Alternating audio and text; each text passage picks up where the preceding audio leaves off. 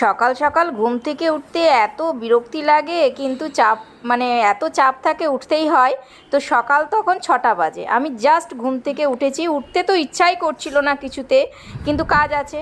তারপরে আমি একটু বাইরের দিকে বেলকনির থেকে বেরোই আর কি। কী বলো তো, সকাল সকাল উঠে একটু মানে আবহাওয়াটা আমাকে দেখতে খুব ভালো লাগে।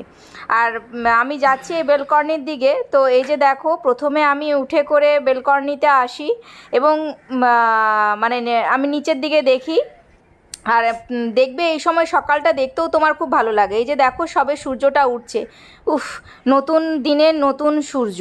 আর প্রথমেই আমি ঘুম থেকে উঠে আগে মানে এখানে ঠাকুরকে একটু প্রণাম করে নিই, যে সবার সবার যেন দিনটা ভালো যায়, সবাই যেন সুস্থ থাকে এবং সবাই যেন ভালো থাকে, সবার মুখে যেন হাসি থাকে।